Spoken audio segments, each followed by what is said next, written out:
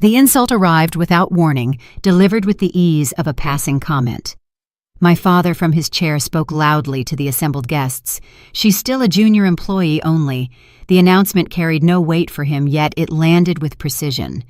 Colin followed by dragging a single finger along the edge of my gala invitation, then slicing it cleanly in half. As the cardstock split, he added with a dismissive edge, "She can't even afford rent." My mother let a thin smile appear. "Poor kids should learn to save." She murmured, her voice soft enough to seem harmless. "Use the money for clothes and makeup to pay bills instead." She commented the thought, barely a whisper. The heat didn't rise in my face. Stillness served me better than reaction. Nothing in my posture shifted. The sound of the cardstock splitting reverberated inside my head, muffling every other noise. Conversations blurred. The clinking of utensils faded. One simple gesture had turned the entire table into an audience. New Haven's modest banquet room held the same collection of people it always did: extended relatives, neighbors who pretended to be insiders, and my father's co-workers who treated him more as entertainment than peer. No surprise in their eyes. They had witnessed scenes like this before. My arrival had been unremarkable. I walked in 5 minutes before the dinner began, wearing a navy sweater, dark trousers, and the kind of expression that discouraged questions. The coat slipped from my shoulders as I stepped inside. Nothing about me signaled tension, yet Colin lifted the invitation the moment he saw me, as if he had been waiting to deliver his moment. The paper tore cleanly, no hesitation in his hands. Each half drifted toward the white tablecloth with the quiet finality of a verdict. Behind him, a cluster of relatives leaned forward, eager for the next line. My father laughed first. "She chose the wrong field," he said, swirling the wine in his glass. His voice did not lower. Humiliation sounded casual, coming from him, almost reflexive. Aunt Carol whispered something into another ear. The response arrived in the form of a stifled chuckle. My mother observed the scene with detached approval, her gaze sliding over me like I was an object placed slightly out of alignment. "She struggles with rent," she added, as if reciting a fact from a ledger. "Maybe losing that invitation will teach her something." Metal scraped against the floor when someone pulled out a chair for me. My usual seat waited positioned at the end of the table, far from the center conversations, close enough to fetch things if needed. I remained standing. My father's brow tightened. "Lena, sit. Don't turn this into theater." Silence pressed against my eardrums. Speaking would have validated his accusation. Defending myself would have confirmed his script. Words had never changed anything in this family. No one at the table knew the truth behind my job title. Clarifying it would have been pointless. They never shaped their narratives around accuracy. Their focus was control. Instead of looking at me, my father gestured toward Colin with the enthusiasm of a man presenting a trophy. "This one's doing well at Hartwell," he said, pride sharpening his voice. "The company has real plans for him." Colin held his chin slightly higher, as if the recognition belonged to him alone. My mother folded her napkin with deliberate gentleness. "Lena still hasn't found her place," she said. "There's time, I suppose." A silent blockage locked my throat. I stood there feeling every microaggression of the past accumulate into a solitary, heavy stone. It pressed against my ribcage, invisible to them yet utterly suffocating to me. The door opened. Breaths shortened across the room. Chairs straightened. Even the soundscape shifted. Richard Conway stepped inside the new division head my father had spoken about for weeks. His expression remained controlled, the kind executives wear when they expect nothing notable to happen. His eyes scanned the faces present one by one. Recognition halted his search. He said my name. "Lena." His tone didn't rise. His posture didn't change. Yet the simplicity of the acknowledgement cracked the room's arrangement. The temperature seemed to drop. My mother lowered her gaze. Colin's smirk vanished. My father sat rigid and unblinking. Richard approached with quiet purpose, dismissing the rest of the table with a single bypassed glance. "I didn't know you'd be here tonight," he said calmly, his focus fixed on me with an ease that suggested familiarity rather than surprise. A strained sound escaped my father. "You know my daughter." Richard's response came without hesitation. "Of course." His attention returned to me. "Are we still meeting Wednesday?" The updated compliance structure needs your revisions before the board session. His voice carried the clipped precision of someone balancing authority and expectation. A fork slipped from someone's hand and struck the floor, its metallic clang carving through the stillness. My father's lips parted, then closed again. Confusion clouded his features. Bored. Richard continued, uninterested in the surrounding shock. "You received my message," he asked. "The shortlist review," I answered. "Yes." A faint approving nod formed. "Good. Your assessment will be decisive." My mother's fingers trembled around her glass. The napkin beneath Colin's hand wrinkled. My father attempted another question. "Lena, works with you?" Richard turned his head. "She advises our team," he said. "Her work has accelerated the integration more than anything else this quarter. We wouldn't be where we are without her." A hush replaced all remaining noise. Movement stalled. The table's hierarchy warped in an instant. Aunt Carol shifted back in her chair. Colin's jaw tightened. My mother's knuckles paled. Richard added one final detail. Her analysis saved us months during the compliance overhaul. His voice remained steady, unembellished. Nothing theatrical, just fact, delivered with corporate efficiency. None of them spoke.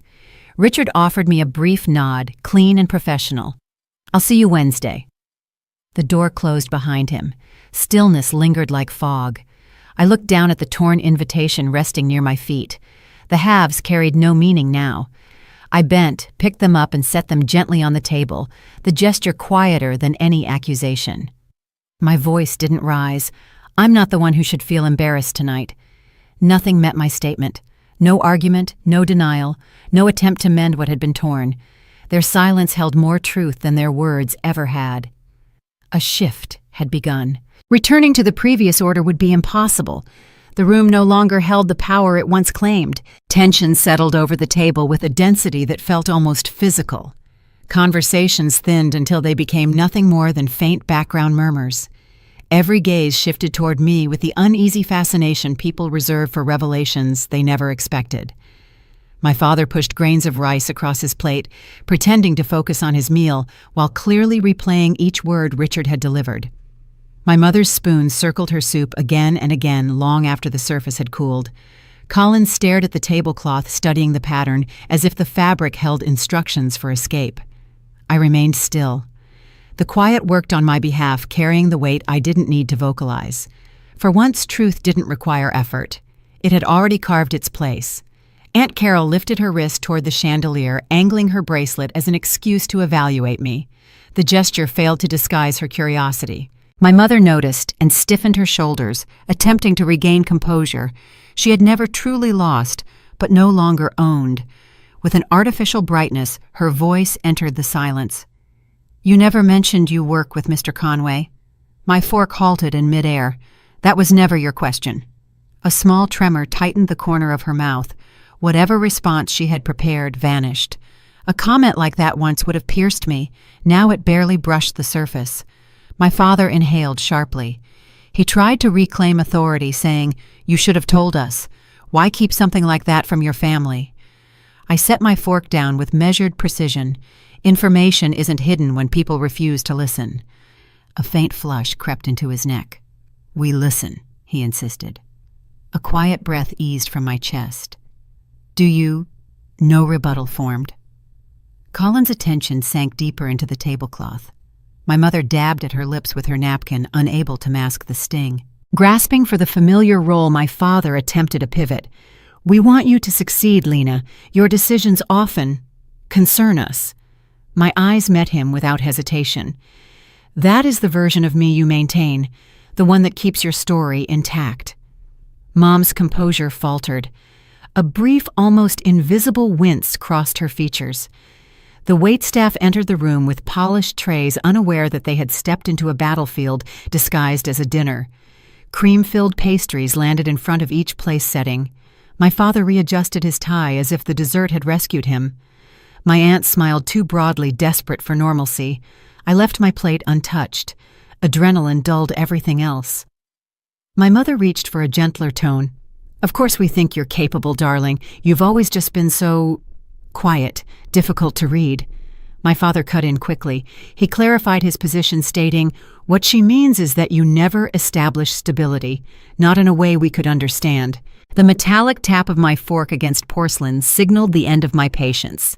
"You declared me unstable because it preserved your comfort," I said evenly.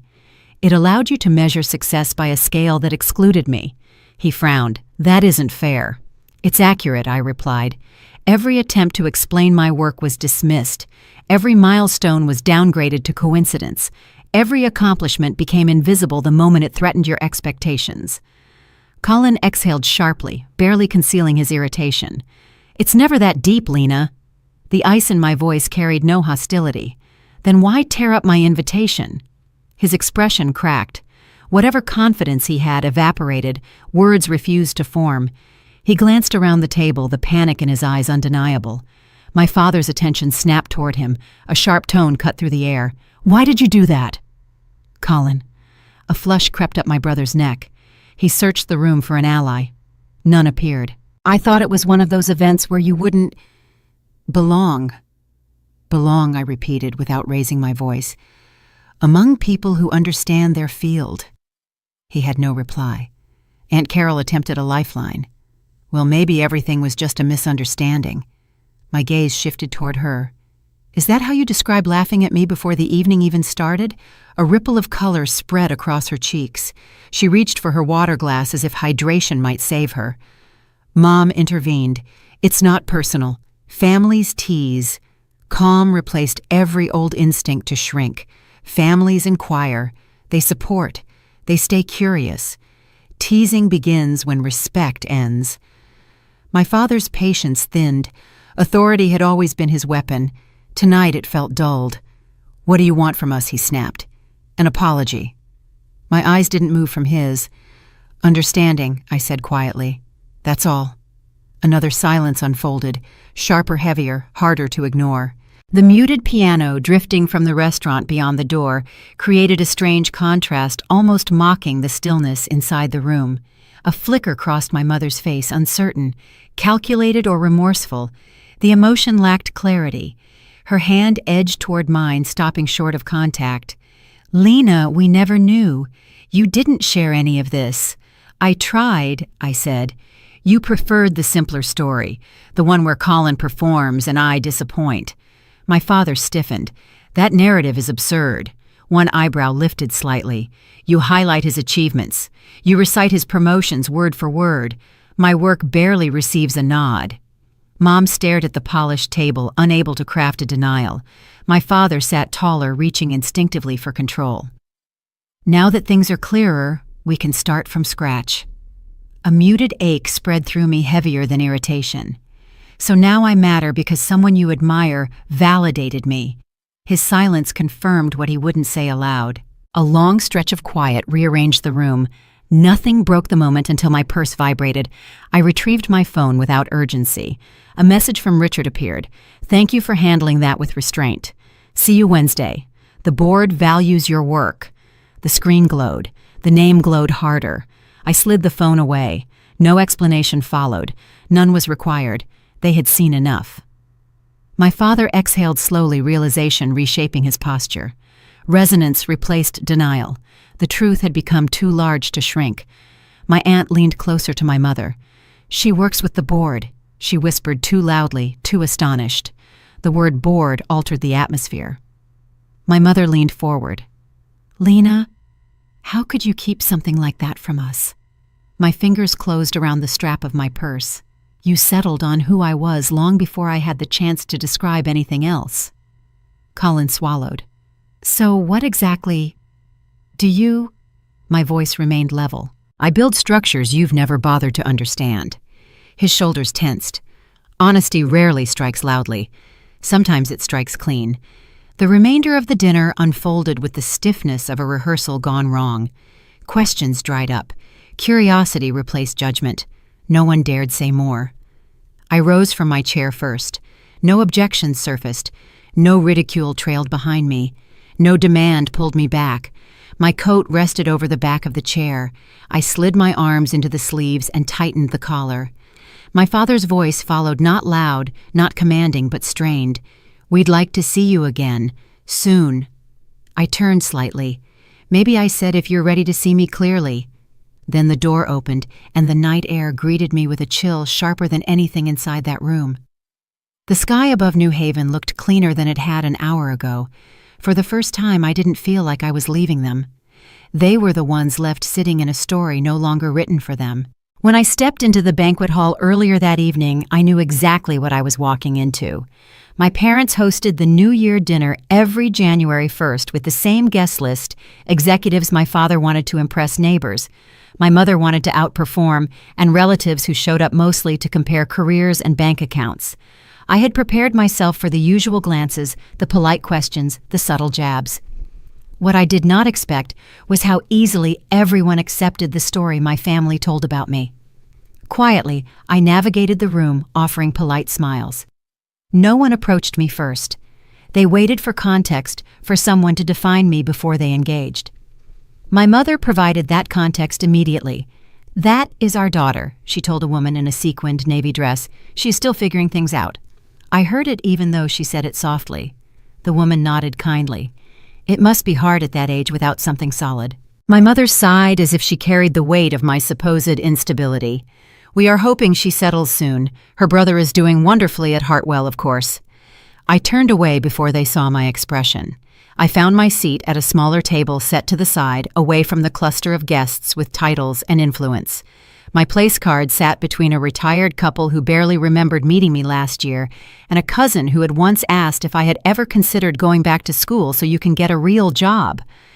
The cousin gave me a sympathetic smile as I sat. "You look tired," she said. "Job hunting, right?" I forced a small smile. "Something like that." She nodded knowingly, satisfied she had guessed correctly. No further questions. Across the room, my father laughed uproariously at a joke told by one of his colleagues. He looked relaxed, confident, exactly the man he became when surrounded by people who validated his view of the world. My brother stood beside him, a glass of champagne in hand, gesturing enthusiastically as he told a story about his latest project. The men around him listened impressed. My father's pride was visible from across the room. When he noticed me, he lifted his glass in a vague gesture that could have been acknowledgement or dismissal. It was always hard to tell. I excused myself from the table and walked toward the refreshment area. As I reached for a glass of water, two men standing nearby continued their conversation without lowering their voices. "She is the daughter, right?" one asked. "The one without a job," the other replied. "Thought so. Heard she moved back home." "She did. Full house over there. Her brother is doing all the heavy lifting." They laughed lightly, the kind of laugh that stings more because it is casual. I kept my posture steady and my face neutral, but my chest tightened. I wondered how long these assumptions had been circulating. How many times had my family offered this version of me to preserve the image they wanted? A moment later, my aunt approached. She spoke in a lowered voice, giving me a look that attempted sympathy but landed closer to condescension. "Lena, sweetie," she said, "I know things are a bit unstable right now, but keep your chin up. Not everyone finds success on the same timeline." I blinked. She continued as if giving a motivational speech she had memorized. "And do not feel embarrassed about being here tonight without accomplishments to announce. These things take time." My jaw tightened slightly. "I am not embarrassed." A patronizing hand patted my arm. "Of course you are not. You are being very brave." Brave. That word stuck in my throat. Before I could respond, my brother appeared behind her. "Mom wants everyone seated," he said. Then he looked at me, not unkindly, but with a hint of superiority that had grown sharper over the last few years. "Try to sit closer to the center tables. It will look better in the photographs." I raised an eyebrow. "Look better for who?" "For the guests," he said, "and for Mom and Dad. You know how optics matter at events like this." He said it like he was explaining something obvious to someone slow. My aunt nodded. "Your mother works very hard to maintain appearances, dear." Appearances. Always appearances. I returned to my table, but the small comments continued from different directions throughout the next 10 minutes. One voice asked, "You are between jobs now, right?" Another offered, "My niece's friend is hiring for an assistant position." "Have you thought about temp work?" It is good experience for people still building resumes. When will you find a respectable husband? It must be hard at your age to be so unattached. Do not worry, honey. We all know some people struggle with direction for a while. Each sentence landed like a soft but insistent tap, slowly pushing me back into the role they wanted me to fill, a role I had outgrown years ago. Then came the moment that solidified everything. The group photo. Every year before dinner, my father organized a formal family picture. Guests watched. He enjoyed the attention. The photographer positioned everyone meticulously. My father stood at the center, my mother at his side, my brother next to them. I approached by instinct as I always had. But this time when I stepped forward, my father paused. He looked at me, then looked at the photographer. "Let us do the main family first," he said. The photographer nodded as if it were standard instruction. I froze. The main family. My brother looked uncomfortable for half a second, but said nothing. My mother placed a hand on my father's arm. "Robert?" He waved her off. "We will take a second photo with everyone else. This is just for the announcement slideshow." Announcement. He meant the slideshow celebrating my brother's promotion at Hartwell, the one they had planned for after dessert. I stepped back, not because I agreed, but because there was no point in pushing myself into a frame where I was not wanted. As the flash went off, guests clapped lightly. The image of the main family projected itself across the room for everyone to absorb. My phone buzzed in my purse. I did not check it. The second photo happened quickly, less formally, less carefully posed. I stood at the edge, barely included. When it was done, no one looked at me. Dinner was served soon after. The seating arrangement mirrored the same hierarchy. My brother sat at the main table with executives and their spouses. My parents sat with the hosts of the other corporate families. I sat at a side table again. Halfway through the meal, one of my father's colleagues leaned toward him and asked, "Your daughter is the one at the corner table, right? What does she do again?" My father's answer was immediate, rehearsed. "She is still at the junior level, has not figured out her path. But she is trying. Trying." That word hit harder than anything else. My father continued, "She has trouble holding down consistent work. That is why we help her sometimes." Several heads around the table nodded sympathetically, believing it completely. He smiled as he spoke, proud of his narrative, unaware that I had been close enough to hear every word. My mother added, "She has always been careful with money, lives simply. Some people are like that." The colleague chuckled. "Well, at least she is not out spending recklessly." My brother joined in. "She cannot afford to. Rent alone would drown her." My fork paused midair. He said it like it was a joke, like my life was a talking point for entertainment. No one corrected him, no one softened it, no one wondered whether the person they were describing was actually sitting 30 feet away. In that moment, listening to the people who should have known me best discuss me like a burden, I realized something essential. They did not simply misunderstand me. They preferred the version that made them feel superior. They did not just overlook me. They needed me to stay small so they could stay comfortable. My father lifted his glass to make a toast about family unity. My mother dabbed her eyes, moved by his words. My brother beamed. I sat silently, my hands steady, even as my chest tightened. And for the first time in my life, I understood something completely and without hesitation. There was no point explaining myself to people who had already decided who I was. They did not forget who I was. They never knew. And they never tried. The moment dinner plates were cleared, the energy in the room shifted. It always did. Guests became bolder conversations, louder, everyone slightly tipsy on the combination of champagne and self-importance. This was the part of the night when people stopped filtering their opinions, especially my family. Standing near the back of the room, I refilled my water glass just as I heard my brother's voice rise above the murmurs. "Honestly, I do not know why she even comes to these things," he said. "She looks miserable every year." He was talking about me, again. A woman I vaguely recognized laughed softly. "She seems quiet. Maybe she prefers small gatherings." My brother shrugged. She has never been comfortable around successful people. I think it makes her insecure. They believe no environment seemed built for her. Colin replied, lowering his voice, but not enough. He continued, "She hops around from project to project. I do not think she has ever kept a job longer than 6 months." I closed my eyes for a brief second, letting the words settle without breaking me. They did not hurt like they used to. A cold, steady detachment replaced the old familiar pain. That feeling almost felt like clarity. My brother continued, oblivious. "She is smart, but not work smart. Not in a way companies actually need." I stepped back before anyone saw me. The room became a blur of glittering dresses, suits, glasses raised in fake celebration. The air felt heavier. Every whispered conversation seemed to orbit the same theme: who mattered, who did not, and why. I drifted toward the hallway leading to the coat room, wanting a moment alone, but I did not make it far. My mother intercepted me at the entrance. "There you are," she said, smiling too brightly. "Do not wander off. People are going to think you are hiding." "I needed air," I said. She lowered her voice.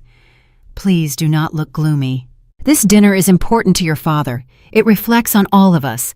Of course it did. Everything did. A cluster of guests approached, and my mother immediately switched into performance mode. "This is our daughter," she said, placing a gentle but firm hand on my arm, as if presenting an exhibit. "She is still finding her way." The man beside her offered a polite smile. "Nothing wrong with that. The world is unpredictable." My mother sighed dramatically. "She is very independent, almost too independent. She has always had trouble asking for help." I stared at her, stunned by the casual rewriting of history. She continued before I could respond. "We try to support her, but she likes to do things alone." Alone. The word jabbed in a way I did not expect. The group nodded, accepting her version of reality without question. My mother smiled satisfied, then gestured for them to follow her toward the dessert display. As she walked away, she squeezed my arm. "Try to smile more," she whispered. "People notice." I stood there for a moment, trying to steady myself, but then my father called my name from across the room. "Lena, come here for a second." I walked toward him slowly, already bracing for whatever version of me he had constructed for his audience. He stood with 3 men, all executives from his company. Their ties were loosened, their jackets undone. Their laughter filled the space around them. "This is my daughter," my father said proudly, "the one still getting her footing." One of the men chuckled. "We all have a child like that, late bloomers." My father grinned as if it were funny. "She is working on it." The other man raised his glass. "You are lucky she is still young, plenty of time to figure things out." I looked at my father. He avoided meeting my eyes. The men excused themselves to get more drinks, leaving us briefly alone. I expected my father to change his tone now that the audience was gone, but he did not. He adjusted his cufflinks. "Do not make that face, Lena. They do not need complicated explanations." I felt my throat tighten. "You could have said something else, like what he asked. You never tell us what you do. You never clarify anything." "I have tried." He shook his head. "Not in a way that makes sense, not in a way we can repeat without sounding foolish. So you choose the easiest version," I said quietly. "The version that embarrasses me." He frowned, irritated. "You are too sensitive. This is how networking works. Nobody wants a long story." It was astonishing how casually he dismissed me, as if my life existed only in relation to his reputation. Before I could reply, my brother joined us again, still carrying his champagne glass. "We are about to show the slideshow," he said, "the one with my promotion announcement. Can you sit with the family so it looks cohesive?" I stared at him. Why would I want to sit there? He looked confused. "Because it is family." I let out a quiet, humorless breath. "You told me half the room I cannot afford rent." He blinked. I was joking. "You were not." He looked to my father for support. My father crossed his arms. "Lena, do not ruin this evening. Please." The words translated clearly. I must behave. I must disappear. I must not challenge the narrative. I stepped back, needing space, but not fast enough to avoid another conversation drifting toward me. This time it was 2 cousins.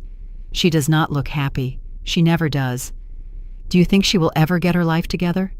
Not if she keeps pretending she understands tech. Her brother says she barely passed her statistics classes. I inhaled sharply. That was not only untrue, it was something my brother knew was untrue. But it was convenient. It supported his version of our family hierarchy. I tried to walk away again, but a neighbor stopped me before I could escape. "I heard you are between jobs," she said gently. "If you ever want to volunteer at the community center, we always need hands. It might help you build confidence." Build confidence. Volunteer to gain direction. Find simple tasks. Every sentence chipped at the facade they had created for me, and yet none of them knew it was a facade. My family fed them the script, and they accepted it without question. A server passed by offering champagne. I took a glass even though I did not plan to drink it. My hands needed something to hold. As I moved to the edge of the room, I heard someone laugh loudly. It was my brother again. "She is not drinking," he said. "She cannot afford the calories." The men around him chuckled. He continued, "She is still living with our parents. At her age." My face stayed neutral, but inside something shifted. Not anger, not sadness. A clean, unmistakable break. It became unmistakably clear that nothing I had accomplished, no matter how significant, would ever matter to them unless someone with authority validated it first. They needed an external voice to rewrite the story they depended on. They needed someone they respected to dismantle the version of me they were so comfortable believing. And that moment was coming, faster than any of them realized, because at the exact second, my brother delivered another careless punchline about me. The main doors to the banquet hall opened again. A new wave of cold air swept into the room. Every head turned. I saw Richard Conway walk back in, flanked by two senior executives. My brother stopped mid-sentence. My father straightened instantly. My mother's face was drained of color. Richard scanned the room, ignoring the guests calling his name. He was looking for me. When his eyes found me, he lifted a hand slightly in acknowledgement. The room hushed. My family stared at me in a silence sharper than any words they had spoken. The reversal had already begun. They just did not know it yet. 3 years before that New Year dinner, I stood in a windowless conference room that smelled like stale coffee and fluorescent light, holding my resignation letter in both hands. The badge around my neck read Data Analyst 2, and the name of the hospital system I worked for glowed in blue above the doorway. It was not a bad job. It was not a glamorous job either. It was just safe. My manager, a tired man in his 50s, looked at the letter and then at me. "Are you sure about this, Lena?" he asked. "You have stability here, benefits, a ladder to climb." I swallowed. "Yes, I am sure." He sighed and leaned back in his chair. "You are one of the few people here who actually understands what the numbers mean. You could move up." "I know," I said, "but I also know what we are not doing." He frowned. "What do you mean?" I gestured vaguely toward the door, toward the hospital beyond it. "We are sitting on years of patient data, patterns, missed diagnoses, people who bounce between clinics without anyone connecting the dots. We have everything we need to do better, and we are not doing it." He shook his head. "That is above our pay grade." Exactly, I thought. That was the problem. I left that job with no promise of a new one. What I had instead was an idea, a stubborn belief, and a friend who was just reckless enough to build something with me. Her name was Lila. We met at a health data conference in Boston. While everyone else talked about systems and budgets, she wanted to talk about patients, about the older woman who had shown up in 3 emergency rooms in 1 year with chest pain and left without a cardiology referral because her symptoms never looked textbook, about the man in his 60s who went from doctor to doctor with vague complaints that never made it into a shared record. What if we could see across all of it, she had asked that day, stirring her coffee absent-mindedly. Not the names, not the personal details, just the patterns. What if someone connected the visits, the lab values, the risk factors in one place, and used that to flag who was about to fall through the cracks? She looked at me like she already knew the answer. "You can build that," she said. I was not sure I could, But the idea refused to let go. We spent nights and weekends sketching on whiteboards in borrowed office rooms talking about privacy, security, consent. We did not want to build another predatory platform that treated patients like a product.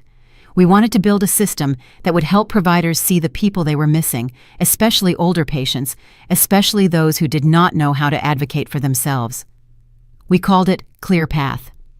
The pitch was simple: a health tech platform that sat between clinics, hospitals, and labs, pulling only the minimum necessary data, running it through evidence-based algorithms, and sending alerts back to providers when a patient's pattern suggested elevated risk. Early heart failure, silent atrial fibrillation, medication conflicts, worsening chronic disease. We spent months working without pay. We lived on savings and cheap food. I took contract work on the side, cleaning old databases for clinics that did not care about what I wanted to build as long as their reports ran on time. Lila took part-time teaching work. The only constant was the whiteboard. There were nights when I sat cross-legged on the floor of our tiny office, surrounded by printouts, thinking, "This is ridiculous." I could have stayed. I could have climbed a safe ladder. I could have brought home a steady paycheck and never had to explain myself to anyone. Then I would remember a woman I met in the hospital cafeteria 2 years earlier.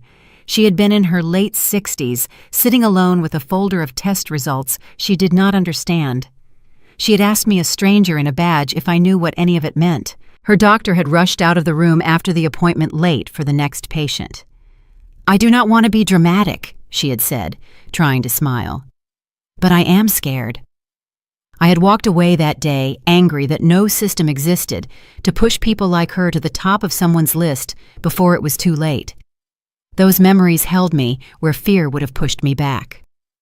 Our first investor meetings were awful. Some smiled politely and told us to come back when we had more traction. Others asked inappropriate questions. One suggested we aim for a diet and wellness app instead. Another older man in a crisp navy suit leaned back in his chair and said, "I understand data. I understand business. But helping seniors avoid hospitalizations is not exactly a high-growth vertical."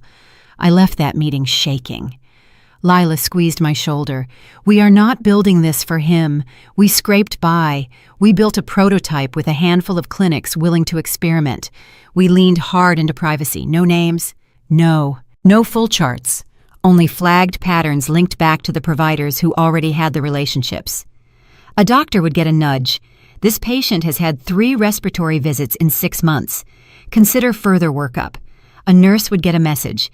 This medication combination has raised risk in similar cases. We watched what happened. An older woman got an early heart failure diagnosis because someone finally saw the pattern of her shortness of breath and swelling visits. A retired teacher had an arrhythmia caught before it caused a stroke. A woman in her late 50s with diabetes got a medication adjustment before her kidneys took permanent damage. Every time a provider called to say, "We would have missed this without your alert," something inside me settled. It was working. Our first big break came when a regional health network in the Midwest agreed to pilot ClearPath across all of its primary care clinics. They had read a quiet white paper we published and called us not the other way around. The chief medical officer, a woman in her early 60s, looked at me across a conference table in Chicago and said, "I have been waiting 20 years for someone to build this." The pilot went even better than we expected. Within 6 months, the network saw fewer avoidable hospitalizations among older patients, better chronic disease control, and higher satisfaction scores. The numbers were the kind that made executives pay attention. That was when Hartwell entered the picture. Hartwell was a large, well-known health conglomerate. I had heard of them for years. I never planned on working with them. I thought we were too small to matter to them. I was wrong. Richard found us through the pilot data. When he first called, I thought it was a mistake.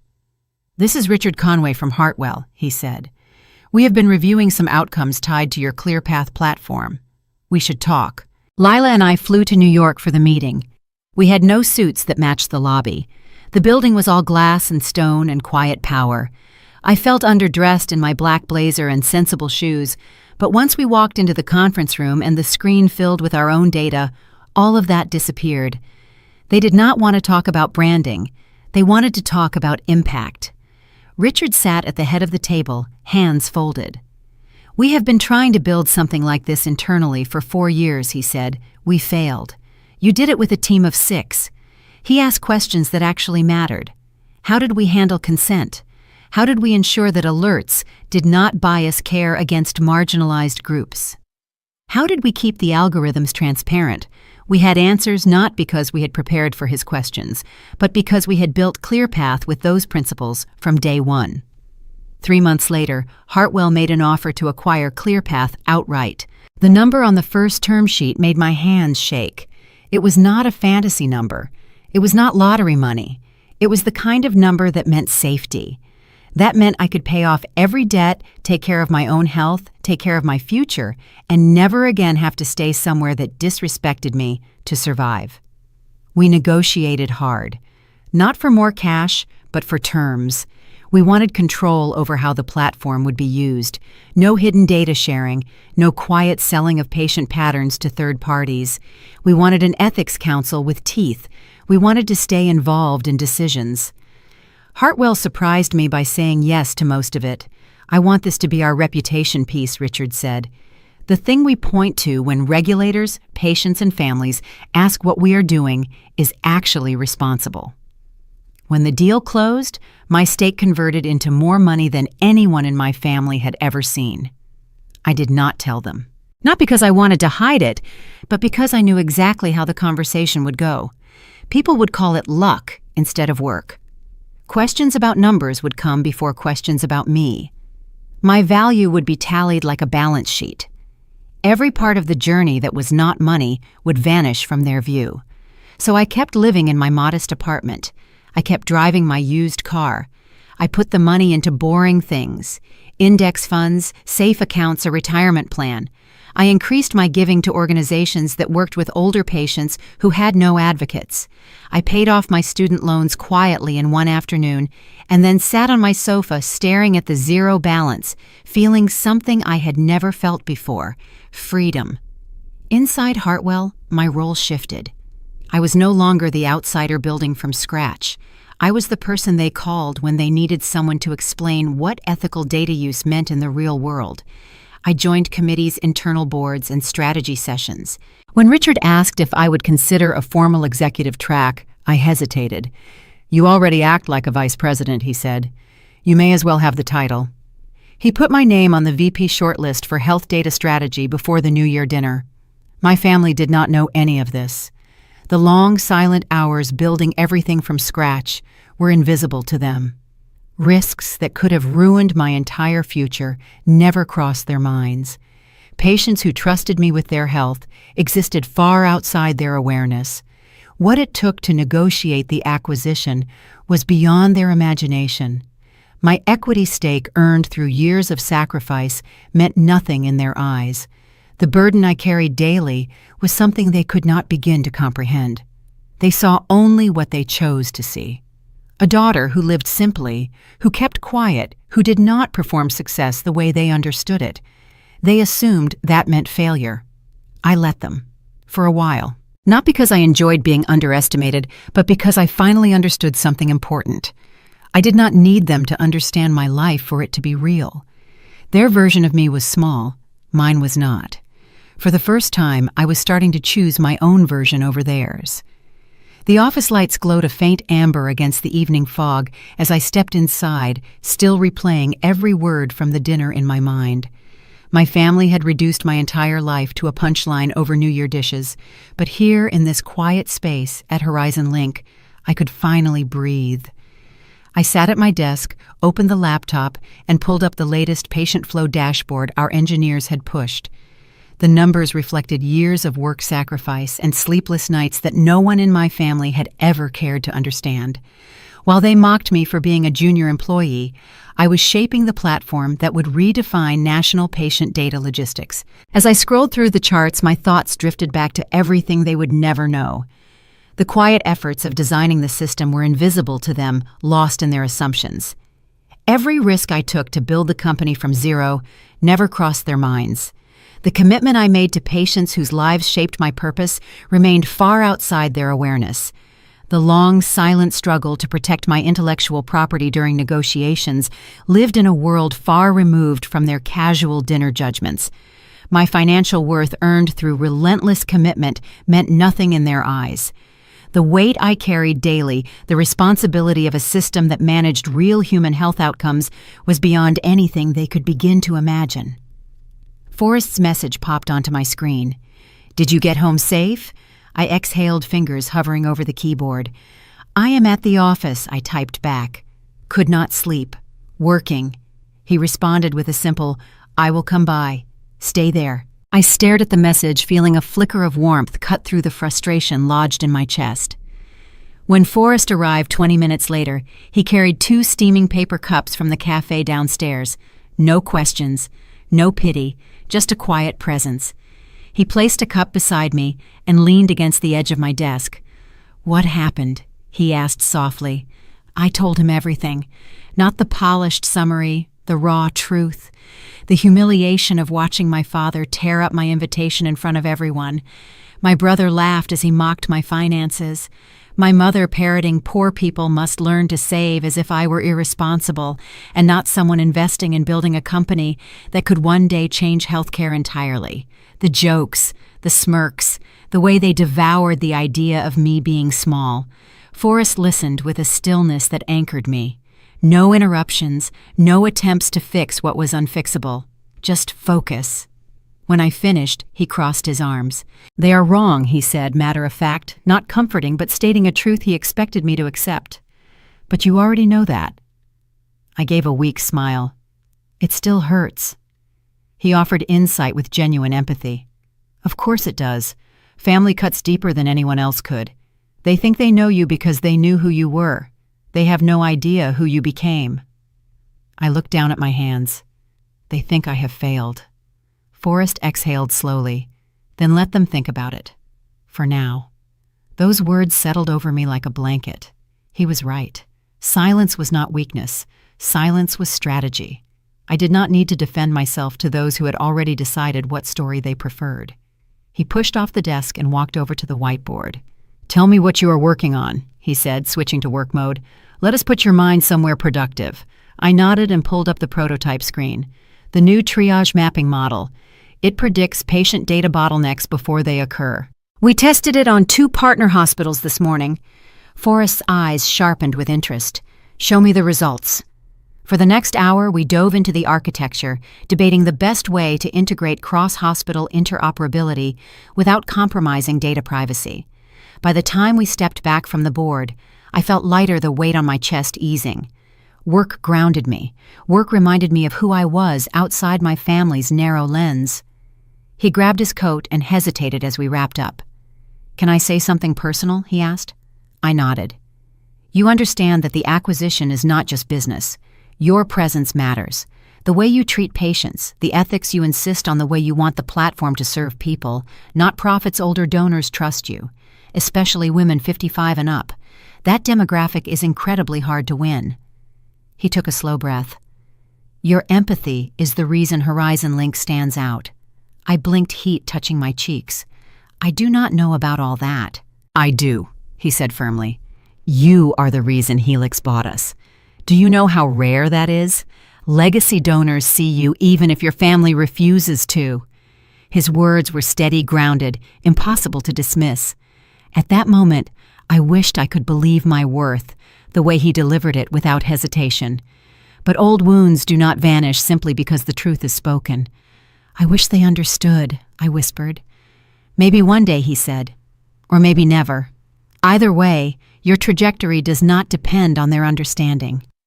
The elevator dinged softly outside the glass wall, a reminder that the world moved on even when I felt stuck between 2 versions of myself. When Forrest finally left, I remained alone with the hum of the server racks. I stared at the city lights through the window, each flicker reminding me how much of my life existed far beyond my family's imagination. My family had dismissed everything I had done. They had erased the nights I coded alone, eating instant noodles because groceries were a luxury. They had never seen the morning I woke up unable to pay rent because I had poured everything into our product. They never knew how many times I sat with real patients in real hospital rooms listening to what the system had failed to give them. They did not witness the meetings where we begged for funding. They had no idea what it meant to negotiate with investors who underestimated me before they even heard me speak. They would never understand how close we were to losing everything before our final breakthrough. All they saw was junior employee and cannot afford rent. All they cared about was the version of me that made them feel superior. I shut my laptop. A different kind of certainty rose in my chest. The New Year dinner would not be the last time they saw me. The next time would be unforgettable. The moment their new boss said my name, the story they clung to would crumble. The reversal would not be loud. It would be undeniable. I turned off the office lights and walked into the cold night ready. The documents lay open on the conference table, a stack of crisp pages stamped with Helix Global's blue insignia. I stared at them, the weight of what they represented settling slowly into my chest. This was no longer a conversation about a potential acquisition. It was a commitment emerging of futures that would tie Horizon Link and my life's work to one of the largest healthcare conglomerates in the country. Forrest had insisted I be present for every discussion, every clause, every negotiation, because none of it made sense without me. "Shall we start?" he asked, sliding a chair close to mine. "I am set," I answered, my voice steadying even as a faint shake lingered inside me. Helix Global's delegation entered, led by a woman with striking silver hair and a navy suit sharper than any blade. Evelyn Grant, Chief Executive Officer of Helix, known in every industry as the woman who rebuilt the world's largest patient data network from the ground up after the 2017 breach. Her reputation intimidated entire boardrooms, but she smiled at me the moment her eyes landed on my face. "Lena Ward," she said warmly, "it is good to finally meet you in person." The Forest stood. "This is the co-founder of Horizon Link," he said with a confidence that made the room shift subtly in my direction. "None of this exists without her." Evelyn extended her hand. "I know. Your design for patient flow architecture is the most elegant I have seen in a decade." My breath caught, but I shook her hand firmly. "Thank you. That means a lot." "It should," she said, "because there are only two women whose work I have described that way. Myself, and now you." The room went silent. Even the Helix attorneys blinked. We took our seats. Evelyn gestured to the documents. "Our objective is simple. Horizon Link will become the primary patient data optimization branch under Helix. We will scale your platform across all 214 partner hospitals nationwide. We intend for you to stay on as Chief Integration Officer." I looked up sharply. "Chief Integration Officer?" "Yes," she said. "We need someone who understands patients' ethics and technical architecture, not someone who only sees numbers. Especially for the demographic that trusts you most, women 55 and older. They are our largest donor base. They feel safe with you. Safe. My family had never seen me through that lens. My work, however, had carved that truth into reality." Evelyn continued, "I am offering you a 5-year contract. You will oversee patient data expansion and community implementation. Your voice will shape the future of our platform." My throat tightened. "I appreciate it." I managed my hands steady only because I held them together. Then Evelyn slid a page toward me. "This includes your equity valuation." My eyes scanned the numbers. I blinked, read them again, and again. "This cannot be right," I whispered. "It is," Evelyn said calmly. 41% of Horizon Link shares at current valuation. Your stake is substantial." She paused, and deserved it. The figures stunned me, not because I had never dreamed of financial security, but because the value was a mirror, reflecting everything my family refused to see. Those endless hours when exhaustion blurred into determination never registered for them. Every gamble that could have emptied my life savings stayed invisible. The stories I carried from patients who trusted me with their pain were distant from their world. What it took to sit across a table and protect my work during the acquisition went unnoticed. The responsibility of raising something from zero rested entirely on shoulders they never thought I had. Forrest leaned closer. "You earned every decimal." My chest tightened. "This changes everything," Exactly, Evelyn said. And we want this partnership because of who you are, not despite it. The negotiations began in earnest. Helix's legal team dissected every clause. Forrest countered their points with calculated precision. I examined the ethical compliance sections, tightening the language around patient consent and data transparency. Evelyn watched me with quiet approval, occasionally stepping in to support a clause I pushed for. Hours passed, coffee cooled, the sun dipped below the Seattle skyline.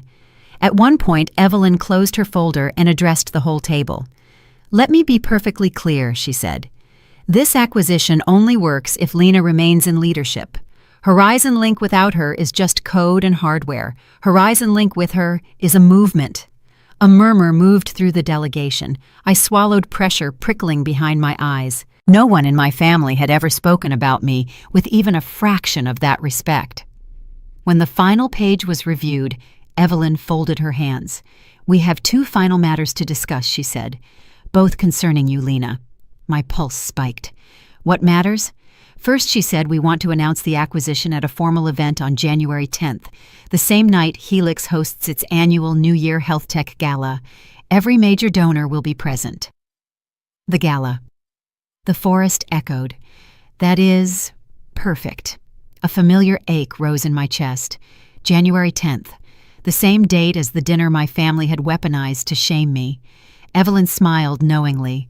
"Yes, this will be the largest event of the year, and I intend to make it unmistakably clear who is responsible for Horizon Link's success." I inhaled slowly. "And the second matter," Evelyn tapped her pen on the table.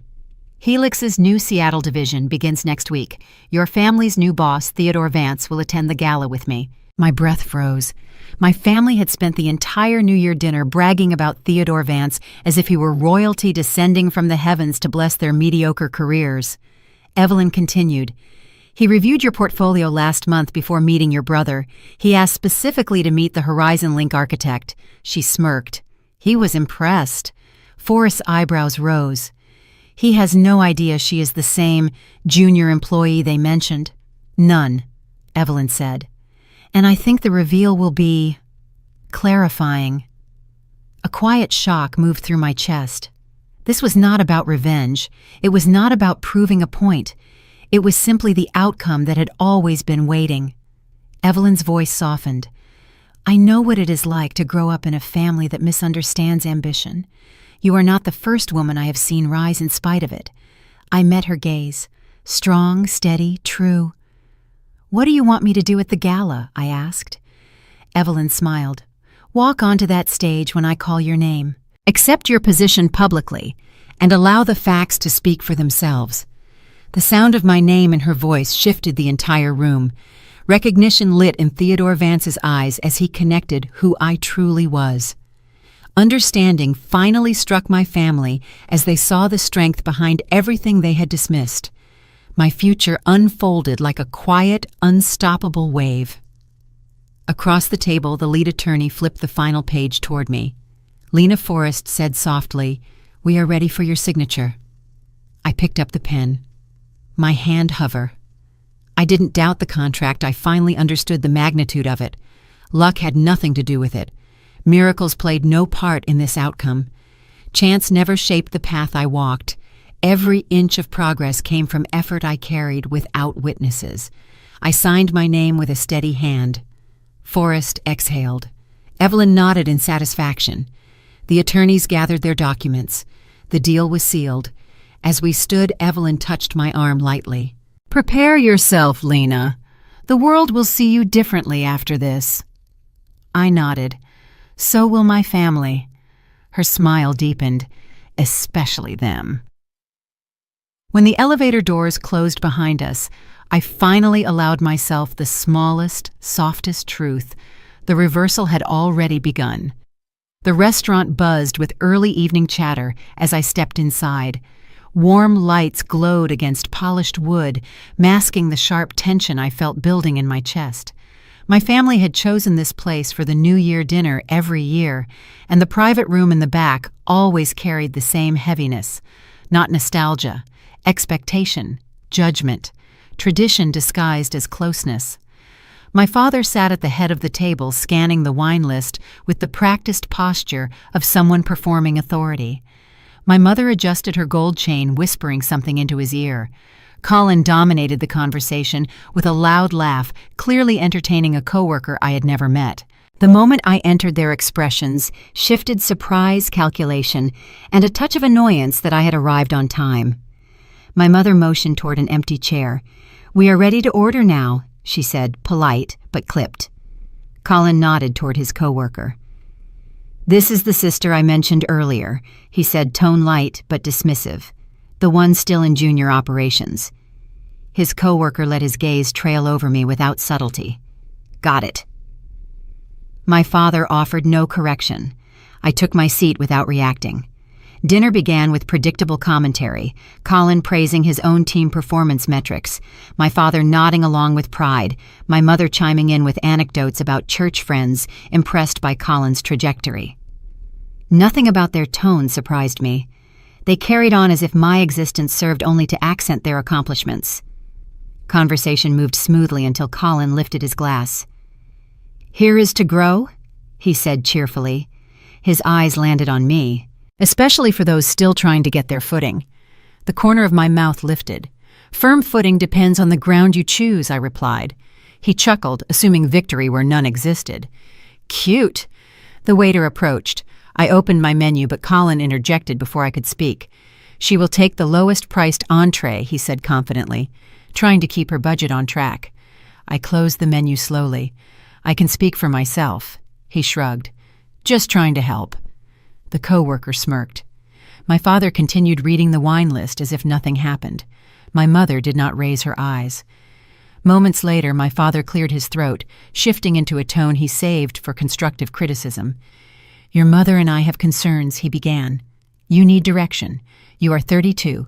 At your age, people should have financial security, investments, a plan." My mother folded her napkin carefully. "Saving is important, sweetheart. You cannot ignore the future." Colin leaned in, voice dripping condescension. "She panics about the rent every month. That is why she is so tense. The rent is handled," I said calmly. "Nobody said it was not," he replied, pretending innocence. The entire table seemed committed to the narrative they had crafted. They had decided who I was and refused to consider anything beyond it. My father shifted topics, eager to return to praise. "Colin received an email from Mr. Vance today. Leadership potential. That is the phrase he used." Colin's posture straightened as if crowned. "He said I could be management material in a few years." My mother raised her glass toward him. "We are so proud." Their pride hung in the room like thick perfume. My mother glanced at me afterward, her expression small and pitiful. She offered faint sympathy. "You will find your place in time. Not everyone moves at the same pace." A reply rose in my throat, but I swallowed it. Their image of me depended on my silence. Colin shifted his attention back to me. He initiated a new jab. "Speaking of progress, what about that invitation?" My pulse tightened. "What invitation?" "The Helix New Year dinner." He answered, grinning. "They did not have enough space this year, mostly senior staff and people who matter. Dad said it might feel uncomfortable for you." My father nodded. "You would not know anyone anyway," my mother added softly. "And it would only make you compare yourself. Let us keep this year easy." Colin's coworker raised his brows. "Yeah, those events are intense. Probably better this way." The words landed with the precision of small intentional cuts, yet none of them reached the truth. Their exclusive event was the same one where Helix planned to introduce Horizon Link to the National Healthcare Network. The same night Evelyn Grant would announce the acquisition. The same stage where I would stand beside the executive board. The same room where leaders from 200 hospitals would gather. None of that belonged in this conversation. Not yet. The dinner moved on with familiar rhythms, my father offering advice he assumed I needed, my mother sympathizing with struggles she invented, Colin bragging about upcoming workflow reviews. They filled the space with a story where he rose and I stalled. I maintained my composure, refusing to contort myself into their narrative. Colin lifted his phone at the end of the meal. A photo of the Helix building glowed on his screen. "See this," he said proudly. "That is the headquarters. One day I will have an office there." His coworker clapped him on the back. "Keep pushing. "You are close." My mother looked at me with gentle pity again. My father nodded with certainty. Colin beamed. None of them had the slightest idea that Helix leadership had already reviewed my architectural frameworks months earlier, long before they met him. None of them knew that Theodore Vance had evaluated my work in detail before interviewing Colin for his entry-level position. None of them imagined that the person they were gently guiding through career advice was preparing to join the executive rollout of a multi-state patient data program. Their version of success only existed if I stayed beneath them. I slipped my coat over my shoulders, ignoring Colin's attempt to offer commentary on how consistency creates opportunity. Outside the restaurant, cold air wrapped around me like relief. Streetlights reflected on the damp pavement, and my breath formed thin clouds in the winter darkness. My phone vibrated. A new message glowed on the screen. "Contract completed. Evelyn expects you at the gala stage for the announcement. January 10th, 8 o'clock. A slow calm spread through my chest. Their dismissal did not bruise me anymore. Their assumptions no longer shaped my identity. Their small version of my life could not touch the truth. The moment the announcement was made, their entire narrative would unravel effortlessly, naturally, without my interference. My steps carried me down the quiet street, steady and sure. Everything was already shifting. The entrance hall of the Helix New Year Gala shimmered under crystal chandeliers, each light reflecting off polished metal, like a constellation rearranged into order. Guests in tailored suits and floor-length gowns drifted through the space with the quiet confidence of people accustomed to influence. I stepped inside with a steady breath, the soft rustle of my navy dress blending into the room's understated symphony. My appearance signaled nothing of my power. I preferred it that way. A staff member handed me a name badge enclosed in a simple silver frame. Lena Ward, Integration Lead, Horizon Link. That title contained more truth than my family had allowed for years. Forrest emerged from a cluster of executives, waving me over with a genuine smile. "Perfect timing," he said, offering his arm as if guiding me onto a stage. "Evelyn wants to brief us before the announcement." We crossed the main hall together, weaving through donors, partners, physicians, and policy leaders. The energy carried a certain anticipation mixed with strategy, the kind of atmosphere where a single introduction could alter a career. For most people in this room tonight meant politics. My presence carried something far more personal. Evelyn waited near the backstage corridor, her posture calm and commanding. "You look composed," she said warmly. "Prepared," I replied. "Good," she added. "The moment you step out there, the narrative becomes permanent." A quiet flutter moved through my chest, not from fear, but from recognition. Tonight's reveal would erase years of misjudgment without a word spoken directly to the people who created that wound. No confrontation. No explanation. Truth stood at full height. Evelyn handed me a folded sheet. "Here is the order," she explained. "I will open with the expansion strategy, then introduce the acquisition, and finally bring you on stage. Theodore will acknowledge the new integration lead afterward." My pulse quickened at the mention of Theodore Vance. He was not just Colin's boss. He was the executive my family idolized at dinner, as if he walked on a level of ground none of them would ever reach. Hearing him speak my name tonight would shift their understanding in seconds. A coordinator signaled Evelyn. She moved toward the stage entrance heels, tapping against the polished floor with purpose. Forrest and I waited behind the curtain, listening to the opening remarks echo through the grand hall. "Helix Global is entering a new era," Evelyn announced. "Tonight we share a partnership that will redefine national patient data integration." Applause filled the room, strong and immediate. She continued, "A breakthrough platform has proven its worth across multiple pilot regions.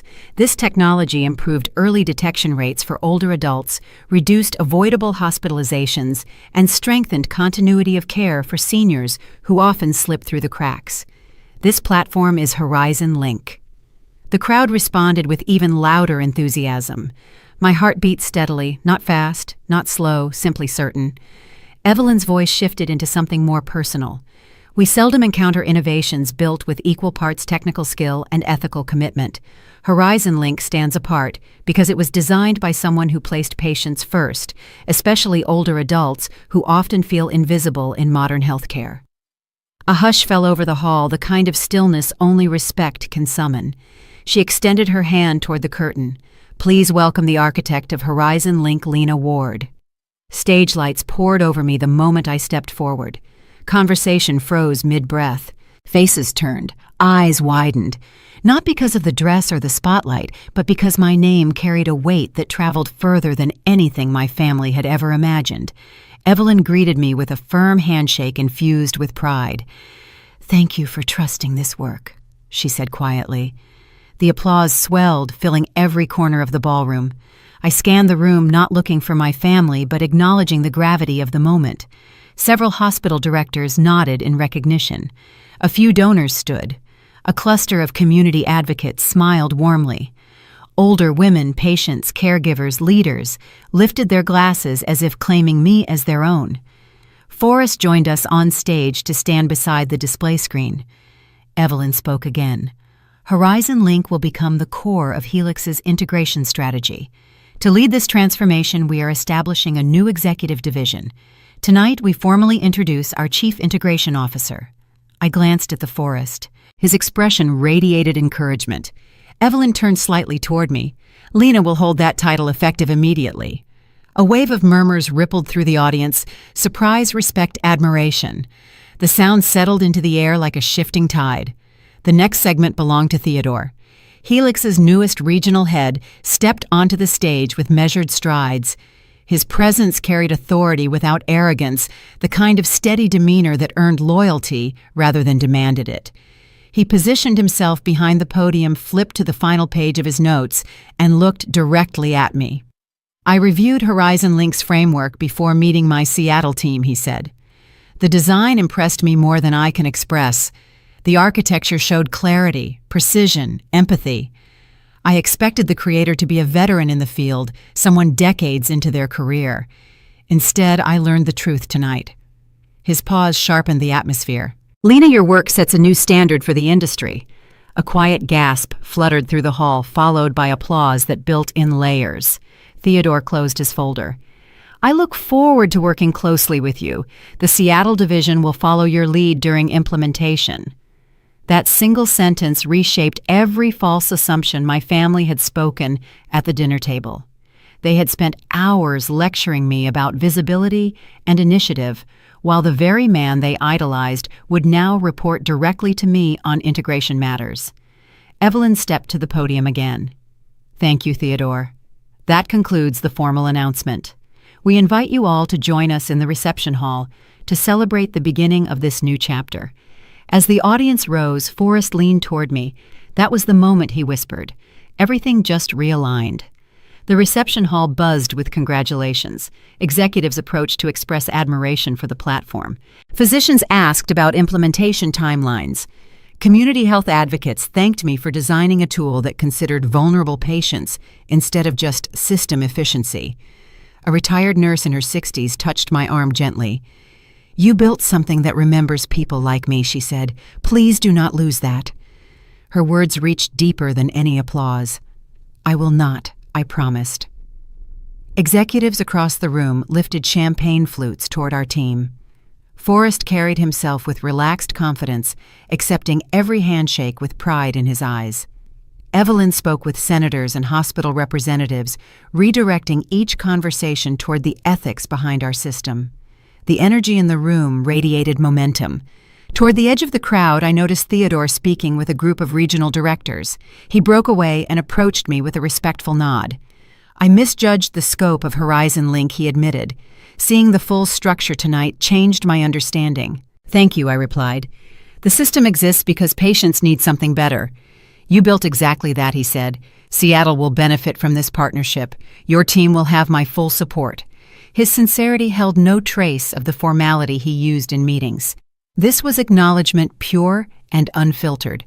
A quiet realization washed through me. My family had no influence here. Their opinions, judgments, and false assumptions had no place in rooms where work spoke louder than lineage. The people who understood the stakes, the lives impacted the families, supported the seniors protected, stood in this room, not at that dinner table. The night pressed onward with speeches, music, and conversations that unfolded with genuine purpose. Every step confirmed the truth I had carried alone for too long. Work, built on integrity, can stand even when others underestimate the hands behind it. As the gala began to wind down, Forrest joined me near the balcony doors. "You handled everything with grace," he said. "Most people would have tried to make this about payback. You did not. It was never about them," I replied. The city lights stretched across the horizon, sparkling against the winter sky. A faint breeze reached us from the open balcony, carrying the scent of cold air and distant evergreen. The view felt quiet, expansive, and honest. Forrest rested his hand gently on the railing. "Your family will discover the truth soon enough." "They will," I said softly. "And the moment it happens, everything they built around me will collapse under its own weight." "Are you ready for that?"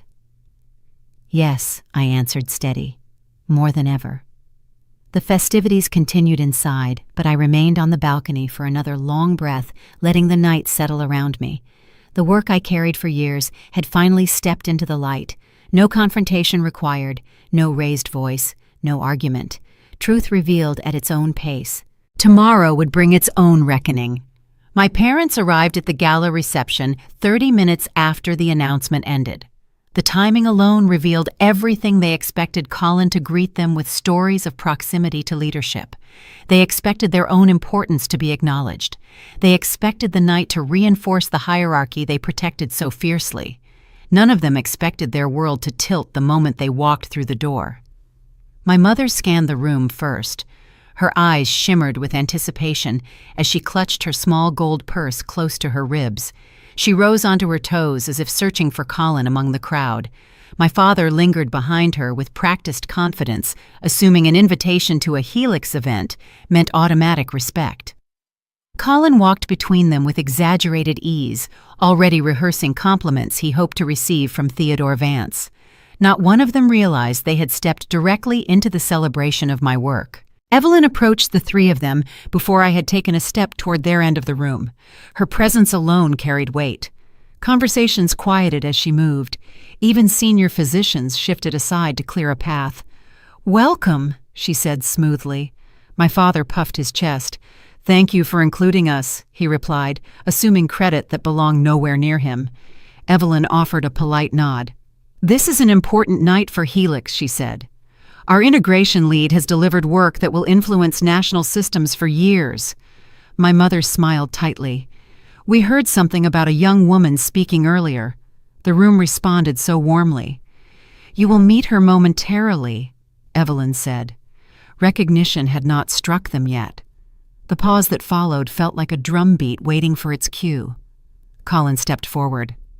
"Is Mr. Vance still here? I would like to say hello if he has a moment." Evelyn shifted her attention to him with calm precision. "He is finishing a discussion with regional directors. Before you greet him, I would like you to meet someone else." My father straightened. "Of course." Evelyn turned and lifted her hand slightly, signaling me from across the room. A soft ripple spread through the crowd as I approached. People stepped back, making space. A few nodded with respect. Others smiled with the same warmth they offered when I presented the platform's architecture earlier. My mother watched each gesture with a puzzled expression, trying to make sense of the shift in attention. My father stopped breathing for a moment. Colin stared at me like I had appeared from a place he had never imagined. Evelyn delivered the introduction with steady clarity. "This is Lena Ward," she said, "the architect of Horizon Link." My mother blinked, lips parting slightly. My father's jaw clenched. Colin's face was drained of color. Silence thickened around us. Evelyn continued, "She will serve as Chief Integration Officer under Helix Global. Her leadership will guide the implementation for all 214 partner hospitals." My mother's hand trembled. "That cannot be." My father cut her off with a low, strained voice. "What position did you say Chief Integration Officer?" Evelyn repeated, unfazed. "Her design reshaped our strategic direction." Colin swallowed hard. "Lena, that is not... You never said anything." I met his eyes without flinching. "You never asked." The first crack appeared in my father's composure. His eyes darted toward my badge, then back to my face, as if the words could rearrange themselves into something more digestible. My mother stepped closer, voice barely above a whisper. "Why did you hide this from us?" I drew a calm breath. Nothing was hidden. "You dismissed everything I tried to share." Her throat tightened. "We were trying to help you." "No," I answered steadily. "You were trying to fit me into the version of success that made sense to you." A murmur rose from nearby guests. They were not intruding, just witnessing. The truth carried its own gravity, and the space around us yielded to it. Evelyn spoke before my father could form another objection. "Your daughter's work is extraordinary. The accuracy of her architecture is unmatched in our field. She guided teams through challenges that would have broken most engineers, and she protected patient integrity at every step." My father lowered his gaze. My mother touched her necklace as if grounding herself. "We did not know." I held her eyes. "You never listened long enough to learn." Her breath hitched. Something fragile in her expression cracked under the weight of reality. Colin attempted to redirect the moment out of desperation. "Mr. Vance will be surprised to see her here," he said, forcing a laugh. "He already met her," Evelyn replied. The sentence landed with a clean, harsh elegance. Colin went rigid. What? Evelyn folded her hands. "He reviewed her portfolio months before he interviewed you. Tonight he publicly praised her work and outlined how his division will follow her lead." My brother staggered back a fraction of an inch. His confidence drained as quickly as his voice. My father looked between us, unable to anchor himself. "You outrank him?" "On integration matters," I said. My mother covered her mouth. The sound she made echoed more like realization than shock. Forrest stepped into the circle of silence without inserting himself into the tension. His nod toward my parents carried polite acknowledgement, but his presence served a clearer purpose confirmation. He stood beside me as an equal, not as support. That distinction made everything undeniable. The room around us shifted again, this time in my favor. Executives glanced over with interest. Community leaders recognized my name. Advocates for senior care raised their glasses in silent approval. My family observed it all. My father attempted to salvage dignity. "We are proud of you," he said stiffly. "Pride requires understanding," I replied. He exhaled as if bracing against a cold wind. "You should have told us." "I tried," I said. "You interrupted each attempt." A long, quiet pause spread between us. My mother stepped forward, eyes moist.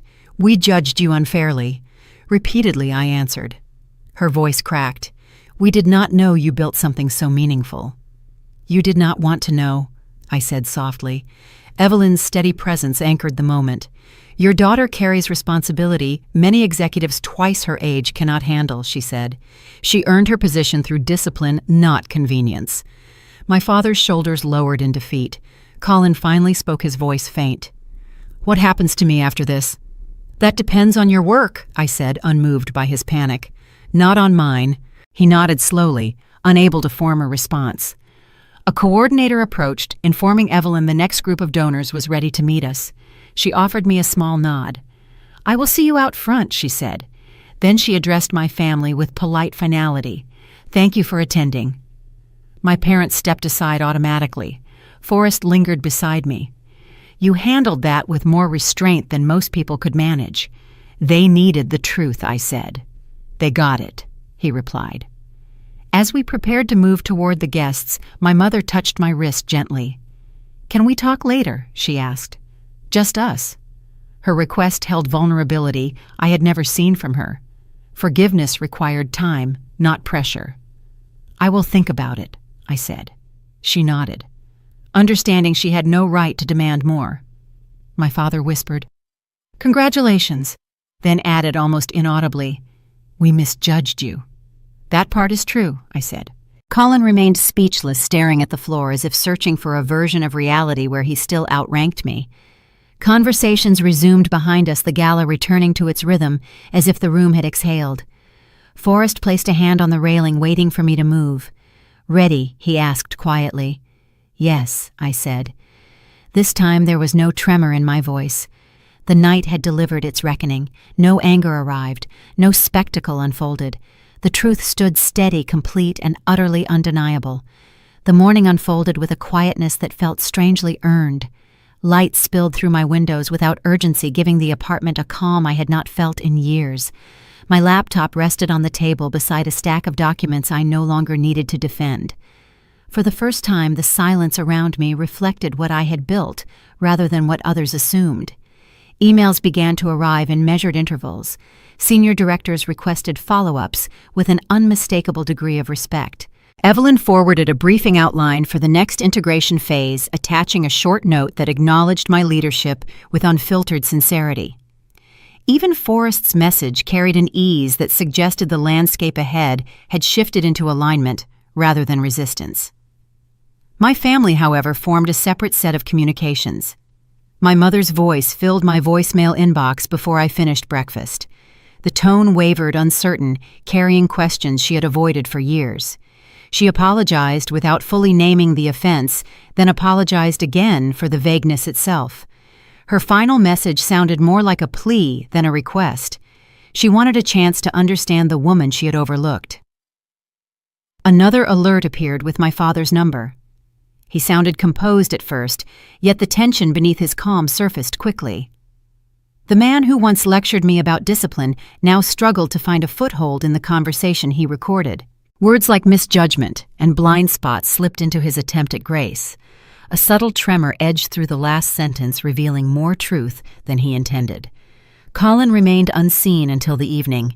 His message arrived without structure, almost frantic, packed with questions he had never asked when it mattered.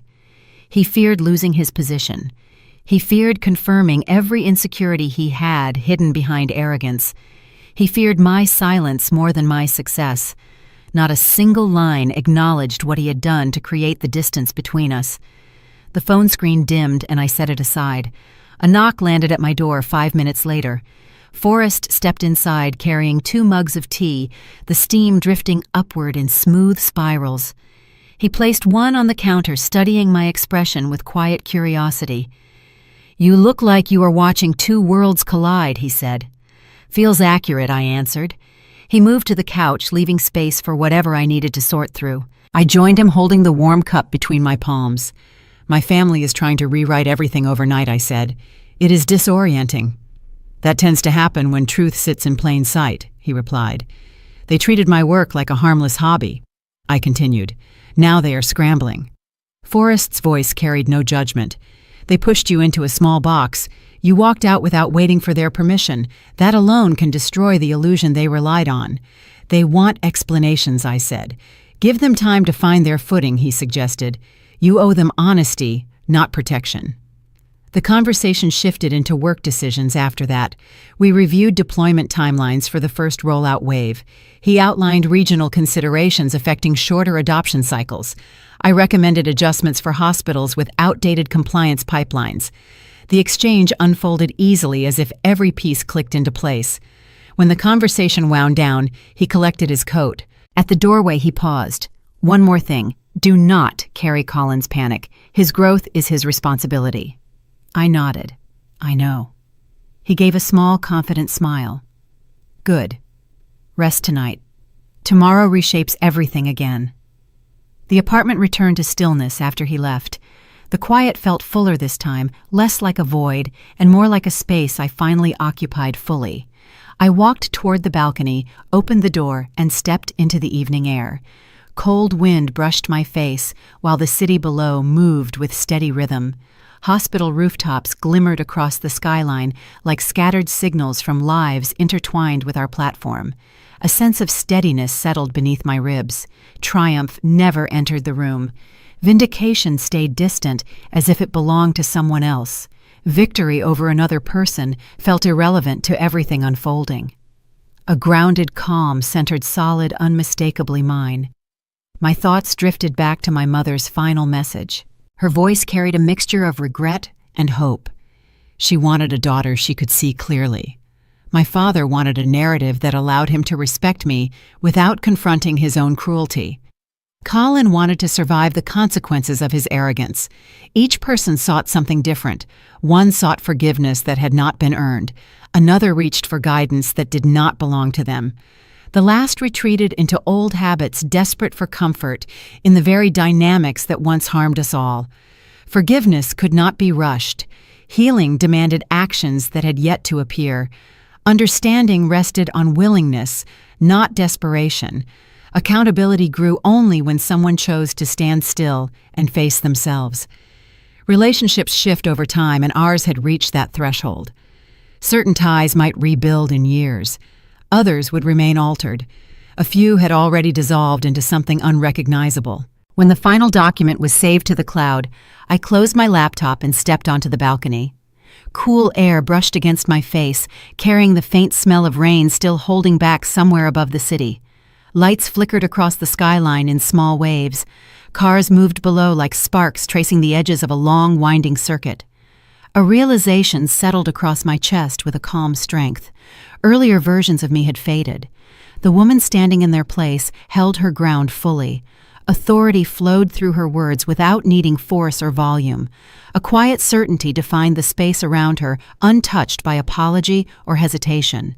The direction she chose moved beyond the limits others once tried to place on her life. The night deepened around me, and the city's pulse aligned with my own. I lifted my gaze toward the horizon, feeling something quiet, something steady, something entirely mine.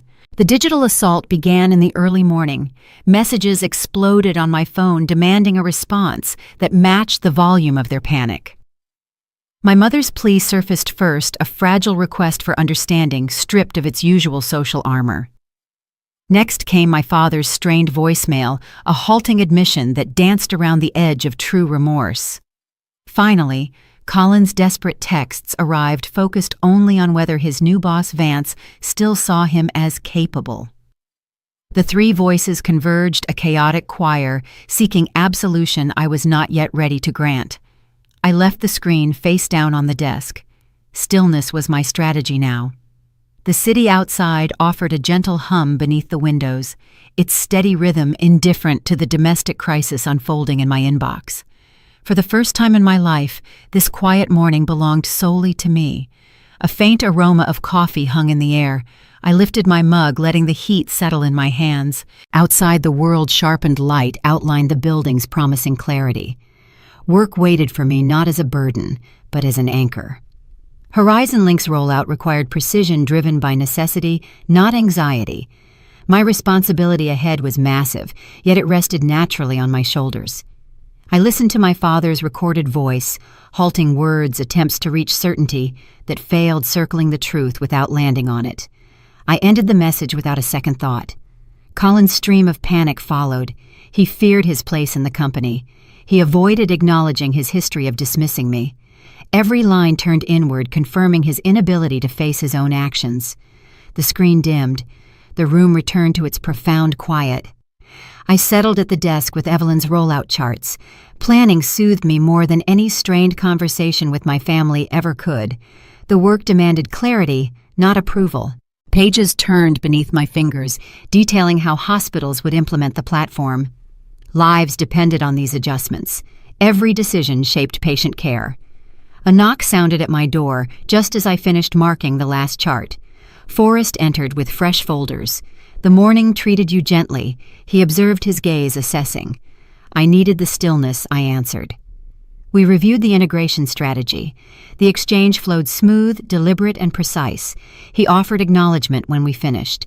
You handled everything with grace, even the part that would have broken most people.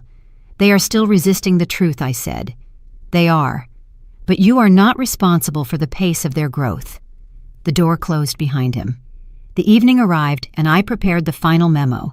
Warm lamplight blended with the fading day. My thoughts returned briefly to them, my mother reaching for connection, my father confronting a truth he had ignored, Colin searching for reassurance I no longer owed him.